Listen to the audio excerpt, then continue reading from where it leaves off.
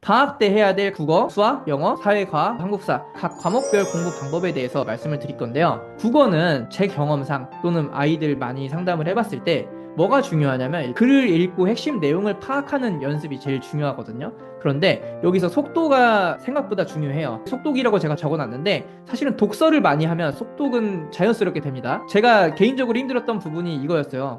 글을 읽고 문제를 푸는 거는 그래도 어느 정도 연습하면 되거든요. 근데 정말 안 되는 게 하나 있는데 그게 뭐냐면 빨리 읽는 거예요. 실제로 제가 고등학교 때 모의고사나 수능 때도 그랬던 것 같아요. 모든 문제를 시간 내에 다 푼 적이 거의 없었어요. 왜 그러냐 봤더니 읽는 속도가 너무 느린 거죠. 풀면 정확하긴 한데 속도가 너무 느리다 보니까 읽는 게 너무 오래 걸리는 거예요. 어렸을 때 독서를 꼭 해야 된다라는 이유 중에 하나가 이겁니다. 일단 글을 빨리 읽어야지 생각할 시간이 좀 더 많아요.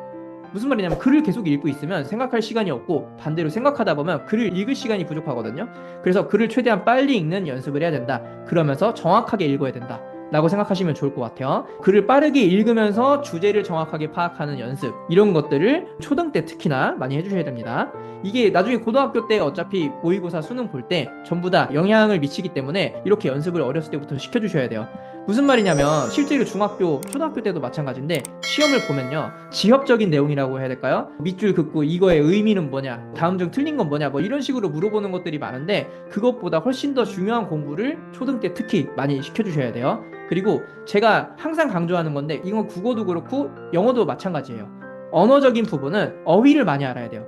단어, 어휘, 그 다음에 사자성어. 국어에서는 이제 사자성어가 많이 나오니까 사자성어, 뭐 속담도 마찬가지입니다. 이런 것들에 대해서 정확하게 알아야 나중에 힘든 일 없이 수월하게 공부를 할 수 있을 거예요. 무슨 말이냐면 갑자기 문제로 나온단 말이에요. 사자성어에 대한 설명이 있는 게 아니라 그냥 중간에 나온단 말이에요. 이 뜻을 몰라서 틀리는 경우가 정말 많아요.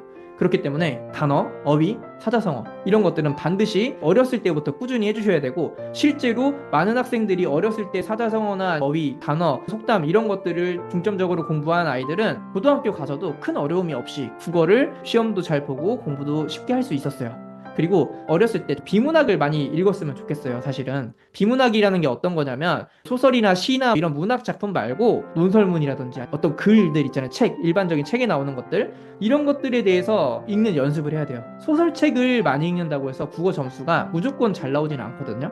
소설책은 빠르게 읽는 건 연습이 돼요. 빠르게 읽는 건 연습이 되는데 소설책만 많이 읽으면 비문학 문제로 나오거나 지문이 나왔을 때 의미 파악을 잘 못하는 경우도 많고 읽기 싫어하는 경우도 많이 있어요. 그러니까 이런 거 섞어서 잘 읽어주면 좋다라고 생각하시면 될 것 같고요. 소설이나 시 이런 것들도 공부를 해야 되잖아요. 교과서에도 나오고 책도 읽고 이렇게 하게 될 텐데 항상 문학 작품은요. 인물, 사건, 배경 요거를 가장 중요하게 생각을 해야 돼요. 무슨 말이냐면 시대적 배경이 있을 거예요. 이 소설을 이 시를 왜 썼는지 짜잘한 내용들보다 전체적인 게 가장 중요하단 말이에요. 이 시를 왜 썼는지 이 소설을 왜 썼는지 이 배경이 어떻게 되는지 상황이 어떤 상황이었는지 이 글 쓴 사람은 어떤 사람이었는지 글 쓴 사람뿐만이 아니라 작품에 나오는 인물은 어떤 성격을 가지고 있는지 어떤 걸 대표하는지 이런 것들에 대해서 생각을 해보면서 해야 되는데 그냥 글만 읽는다고 언어적 능력이 길러지는 건 아니거든요. 그래서 소설이라든지 시라든지 이런 작품들을 볼 때는 반드시 이런 것들을 생각하고선 공부를 해야 된다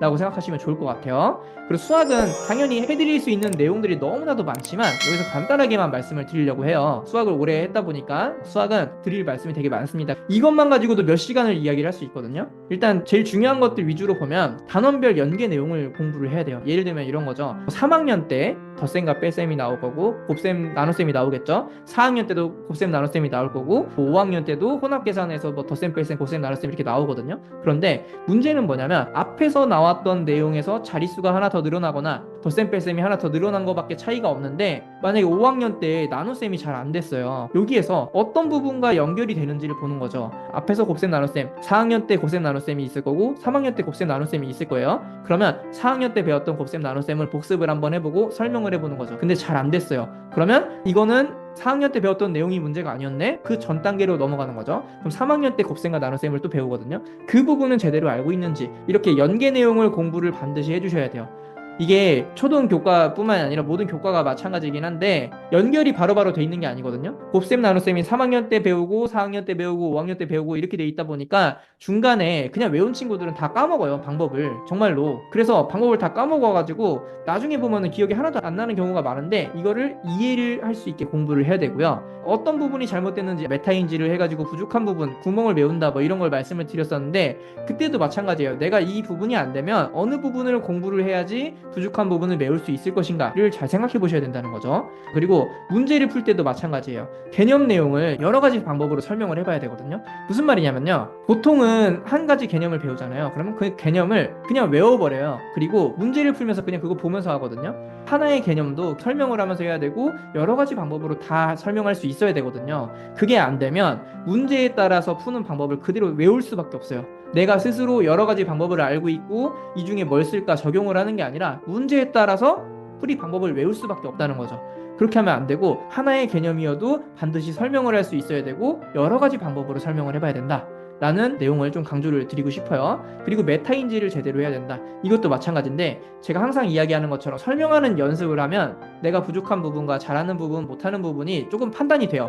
그런데 내가 설명을 하지 않거나 말을 하지 않거나 확인하는 작업이 없다고 하면요. 메타인지 자체가 안 돼요. 내가 아는지 모르는지 1, 2, 3, 4, 5번 중에서 4번으로 찍었는데 우연히 맞을 수도 있잖아요. 또는 실수로 해서 틀렸을 수도 있고 이런 것들이 내가 왜 틀렸는지 알고 있는지 모르는지 진짜로 알아서 맞춘 건지 정확하게 우리가 알지 못하기 때문에 메타인지 하는 거 연습을 반드시 해주셔야 되고 메타인지에서 끝나면 안 되고 부족한 부분을 반드시 구멍을 메워주셔야 된다 라고 생각하시면 좋을 것 같아요. 그리고 많은 분들이 응용 문제에 대해서 고민을 많이 가지시거든요. 사실 응용 문제, 서술형 문제, 글로 돼 있는 문장으로 돼 있는 문제, 실생활에 적용하는 문제 이런 것들에 대해서 고민도 많고 아이들이 못한다고 하는데요. 그럴 수밖에 없게 공부를 평소에 시켜왔어요. 이게 아이의 문제도 아니고 부모님만의 문제도 아니고요. 그냥 평소부터 그렇게 했던 거예요. 그냥 몰라서 그렇게 한 거죠. 어떻게 보면 이렇게 하면 될 줄 알고선 계속 시켰는데 그러다 보니까 외우게 되고 외우다 보니까 생각을 안 하게 되고 점점 양이 많아지면서 점점 못하게 되는 거거든요. 근데 응용 문제는 초등학교 3학년 또는 뭐 2학년 이때도 마찬가지인데 끊어서 읽는 연습을 하시면 돼요. 끊어서 한 줄 한 줄 또는 한 단락 한 문장 이렇게 끊어서 하시면서 이 문장에서 나타내는 식이 어떤 게 있는지 그리고 다음 문장에서 나타내는 식은 뭐가 있는지 그리고 이 둘을 연결을 어떻게 해야 되는지 이런 것들에 대해서 계속 연습을 하고 고민을 해야 돼요. 그래야지 학년이 올라갔을 때 조금 더 복잡한 문제를 풀 수 있다라고 생각하시면 될 것 같아요. 예를 들면 똑같은 건데 방법이 똑같은데 뭐 3학년 때는 문장이 2개였다가 4학년 때는 3개 정도로 늘어났다가 5학년, 6학년 때는 뭐 4개 정도가 된다. 그러면 각각의 문장에 대해서 분석하는 거는 방법이 똑같아요. 분석을 했을 때 식을 세웠을 때 이 식이 그 단원에 맞춰서 나오는 것 뿐이지 방법은 똑같단 말이에요. 식이 곱셈으로 나올 수도 있고요. 나눗셈으로 나올 수도 있고 덧셈으로 나올 수도 있어요. 그런데 곱셈으로 나왔을 때는 곱하기 단원의 문제가 나오겠죠. 그리고 식이 만약에 덧셈으로 나왔으면 덧셈 단원의 문제가 나오겠죠. 그래서 4학년 때까지는 그래도 아이들이 서술형 문제나 이런 것들을 그렇게 어렵지 않게 풀 수 있거든요. 근데 5학년이 되면은 아마 들어오자마자 느끼실 건데 5학년 되자마자 혼합계산이라는 걸 처음에 배우거든요. 이제부터는 이 여러 가지 계산 중에서 내가 이번 단원에서 뭘 써야 될지 어떤 식을 써야 될지 직접 찾아야 돼요. 그때부터 어려워지거든요. 그래서 그때부터 서술형 문제가 어렵다, 응용 문제가 어렵다 이런 이야기가 많이 나오는 거예요. 그 전까지는 문제가 아무리 길어도 여기 나와 있는 숫자 몇 개 덧셈 뺄셈 조합해가지고 풀면 답을 맞추기도 하거든요. 3학년, 4학년 때 그렇게 공부를 했으니 5학년, 6학년 때 당연히 어려울 수밖에 없다라는 거고 그리고 이걸 우리가 반드시 확인을 할 수 있어야 된다. 그냥 문제에 답 맞췄다고 넘어가는 게 아니라 설명을 하면서 이거 제대로 알고 풀었는지 아닌지 이런 것들 확인을 반드시 해가야 된다라는 거예요. 사소한 거여도 상관이 없고요. 그리고 오래 걸려도 상관이 없어요. 직접 고민을 해가면서 문제를 풀거나 뭔가 생각을 해봐야 됩니다. 그래야지 앞으로 계속 잘할 수 있어요. 안 되는 걸 무조건 생각해라 이게 아니라 만약에 잘 안 되면 힌트를 조금이라도 줘서라도 직접 생각해서 풀 수 있게 해야 된다는 겁니다. 무슨 말이냐면 아이가 만약에 제대로 못 풀어요. 그러면 한번 다시 생각해봐 하고선 대부분은 다시 풀어보게 하는데 그럼 그대로 똑같을 거잖아요. 아이는. 그래서 또 다시 질문을 해요. 그러면 처음부터 끝까지 다 설명을 해주죠. 그때 문제는 뭐냐면 아이들이 아 그렇구나 이렇게 되는 거구나 라고 감동받으면서 이렇게 듣는 게 아니라 그냥 멍하니 있어요. 그리고 답만 적어요. 대부분이 그렇거든요. 그래서 직접 고민하는 시간이 있어야 되고요. 그 고민을 시키려면 우리가 유도 질문도 해야 되고 조금씩 힌트도 줘야 되고 이런 과정들이 있어야 된다는 거죠. 직접 고민을 하게 반드시 해야 된다 라고 생각하시면 될 것 같아요. 단원별로 연계된 것들이 정말 많은데 그것도 내용이 좀 많고 복잡하다 보니까 여기서 다루진 않을 건데 수학에서도 한번 목차를 찾아보시면 돼요. 1학년부터 6학년까지 그리고 중학교 거까지 목차를 찾아보시면 아 여기서 이렇게 연결이 되는 거구나. 단원 이름이 똑같거든요. 단원 이름이 거의 똑같고 분수 하나 추가됐거나 소수 하나 추가됐거나 뭐 이런 내용들이 대부분이거든요. 그러다 보니까 우리가 과목별로 학년별 단원별로 목차만 보더라도 바로 연계된 것들을 찾을 수 있어요. 이 부분 같은 경우는 일단 이번 시간에 하지는 않을 거예요. 제가 나중에 안내를 드리도록 하겠습니다. 그 다음에 영어는 어떻게 해야 되냐? 영어는 사실 아까 간단하게 말씀드리긴 했었는데요. 영어도 국어랑 마찬가지예요. 일단 단어가 저는 제일 중요하다고 생각을 해요. 이건 왜 제가 느끼냐면요. 단어를 모르면 나중에 아무리 열심히 하고 아무리 노력을 하더라도 어느 정도 선에서 더 이상 위로 올라갈 수가 없어요. 제가 해보니까 그래요. 너무 힘들었거든요. 단어가 제일 중요하고 단어를 어렸을 때부터 조금씩 해야지 나중에 고등학교 가서는 3,000개, 5,000개 이렇게 외울 수 있는 거지 초등학교 때부터 안 하다가 고등학교 때 갑자기 하면 너무 힘들거든요. 이게 무슨 말이냐면 단어가 3,000개라고 해서 새로운 단어 3,000개가 아니라 앞에서 배웠던 것들을 누적을 하고 쌓아가다 보니까 이제 3,000개, 5,000개가 되는 거란 말이에요. 그러면 이런 부분에 있어서 앞에서부터 꾸준히 공부를 제대로 해왔다면 뒤에서 외울 부분이 조금 더 적어지게 되고 좀 여유가 생기는데 초등학교 때 만약에 이걸 안 했다 하면은 고등학교 때 너무 힘들고 시간이 오래 걸리기 때문에 제대로 단어를 외울 수가 없어요. 그래서 내용은 읽을 수 있는데 이 단어 뜻을 몰라가지고 문제를 자꾸 틀리거나 이런 경우가 많이 생깁니다. 그리고 많은 분들이 또는 많은 학원에서 착각을 하거나 잘못하고 있는 부분 중에 하나가 뭐냐면 문법을 처음부터 달달달 외우게 시키는 경우가 많거든요. 특히 중학생들 문법만 달달달 외우면 시험 점수 잘 나오는 경우가 많아요. 근데 그건 딱 중학교 때가 끝입니다. 무슨 말이냐면 기본적인 거 먼저 하지 않고 문법만 달달달 외워가지고 학교 시험만 잘 보게 하면 반드시 문제가 생긴다는 거예요 나중에. 그래서 처음에 단어, 그 다음 독해, 그리고 듣기, 말하기 같은 경우는 사실 초등 때 아니면 할 기회가 거의 없을 거예요. 중학교 때부터 말하기를 거의 시험에 잘 안 나오니까 말하기 스피킹을 연습을 많이 안 하거든요. 그래서 이렇게 중요한 것들을 먼저 하고 나서 실제로 많이 쓰이는 것들 먼저 하고 나서 이게 어느 정도 됐을 때 문법에 적용해서 연습을 해야 된다 라고 생각하시면은 좀 제일 편할 것 같아요. 그리고 제가 했던 연습 중에서 또는 학생들이랑 이야기해봤을 때 제일 좋았던 방법 중에 하나가 뭐냐면 단어를 몰라도 문맥으로 파악해서 단어의 뜻을 유추를 하는 이런 연습도 해야 되고요. 반대로 단어를 여러 개를 조합을 해놓고 문법이라든지 이런 해석하는 방법을 몰라도 이 뜻을 의미를 이렇게 되겠구나 추측을 해보는 연습을 하면 되게 좋아요. 이런 거예요. 단어 뜻을 모르잖아요. 그런데 문맥상 의미를 봤을 때 이 단어가 이런 의미를 가질 것 같다 라고 추측하는 연습을 계속 하다 보면 단어를 잘 몰라도 문제를 풀거나 아니면 글을 이해할 수 있다는 거죠. 반대로 내가 이걸 해석하는 방법을 잘 모르지만 단어를 알고 있다면 대충 이런 뜻이겠구나 생각할 수도 있다는 거예요. 그래서 이 두 가지 방법을 다 연습하면 되게 좋아요. 이거는 사실 학기 중에는 하기 어렵기 때문에 방학 중에 하면 좋거든요. 그리고 제가 꼭 드리고 싶은 말씀 중에 하나는 뭐냐면 독해나 읽는 거 연습을 할 때 특히나 많이 실수를 하는 게 뭐냐면 번역을 하는 경우가 되게 많거든요. 번역이라는 게 무슨 말이냐면 어떤 글을 다른 언어로 옮기는 거거든요. 한마디로 말하면 영어로 써 있는 걸 한글로 우리나라 말로 그대로 옮겨 적는 거 있죠. 직역한다고 해야 될까요? 그런 것들인데 그게 아니라 해석을 해야 된다는 거죠. 해석이라는 건 뭐냐면 표현된 내용을 보고 생각을 하고 그걸 설명을 해보는 거죠.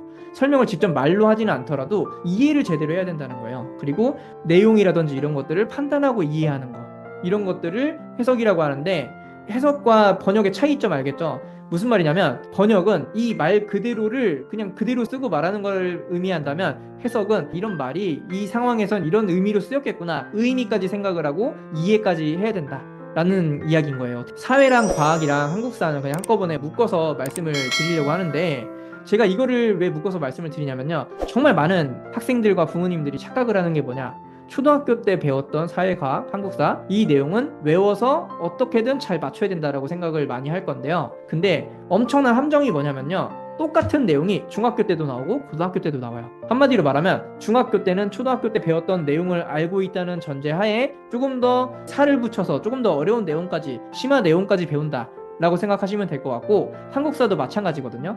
내용이 바뀌는 게 아니라 이 내용에서 조금 활용하거나 응용하거나 심화를 해서 중학교 고등학교 때 배우는 건데, 문제는 뭐냐, 초등학교 때 암기식으로 공부를 하거나 주입식으로 공부를 했을 때 중학교 때 똑같은 내용이 또 나오잖아요. 기억을 못해요. 이거 처음 배운 내용이라고 하거나 아니면은 이거 도대체 무슨 말인지 모르겠으니까 또 다시 외우거든요, 처음부터.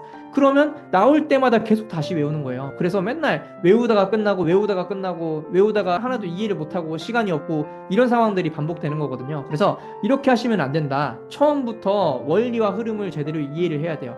한국사도 마찬가지거든요. 그냥 외우는 거 아니에요? 라고 하실 수도 있겠지만 그게 아니라 흐름이 있고요. 이유가 있어요. 원인과 결과가 있다는 거죠. 그래서 이런 흐름에 대해서 이해를 하고선 중요한 내용들은 암기를 한다라고 하면은 나중에 까먹었을 때도 기억이 난다는 거죠. 아, 맞아. 이렇게 됐었지? 그러면 이렇게 되겠구나. 라고 생각을 할 수 있는데 그냥 아무 생각 없이 외우면 정말 기억이 안 날 거예요. 한 이틀만 지나도 기억이 안 나요. 나중에 또 나와요. 그렇기 때문에 반드시 단순 암기로 그냥 끝내는 게 아니라 시간이 오래 걸리더라도 그때 공부를 적게 하려면 그때 쉽게 배우려면 지금 좀 어렵더라도 시간이 오래 걸리더라도 이해를 해야 된다는 거죠. 최대한. 그래서 앞부분의 원리와 흐름을 이해를 하면 뒷부분도 쉽게 이해될 수 있다. 라는 내용을 꼭 기억하셨으면 좋겠어요. 세부적인 내용을 여기서 다 다뤄드리면 시간이 너무 오래 걸리기 때문에 간단하게 말씀을 드렸습니다.